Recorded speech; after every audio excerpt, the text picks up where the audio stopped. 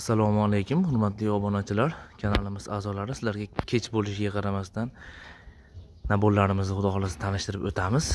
Bu naborimizni Samarqandlik akamizga yasab berdik. Bitta qayrog'i, bu qayrog'i bilan birga 6 tali nabor bo'lgan. Bitta relis materialdan ishlangan boltamiz bo'ldi. O'sha yangilik gullardan tushirib berdik.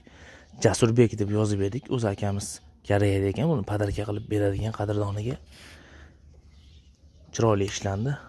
Ruchkalari ham baquvvat qilib ishlab qo'yganmiz. Mana ikki tomonlama gul qilganmiz boltasiga.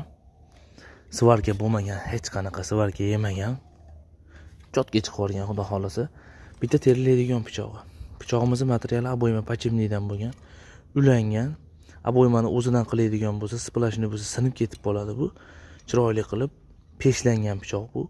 Sug'orilgan bitta teri pichog'i. Ruchkalari oxirigacha ishlangan. Bitta go'sht to'rg'aydigan pichog'i. Oxirigacha kelgan mashsopi. Bitta bo'g'izlaydigan pichog'i. Ikkiga mana bitta go'sht kesishga uzun pichog'i, bitta ego materialdan bo'lgan qayrog'i bo'lgan.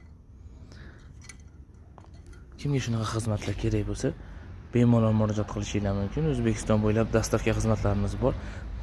Sarg'on pichoqlariga bitta podpiska tugmasini bosib qo'yinglar, bitta like ham bosib qo'yinglar. Xudo xolasa mana shunaqa yangilik videolar chiqib tursa, bemalol ko'rib turasizlar.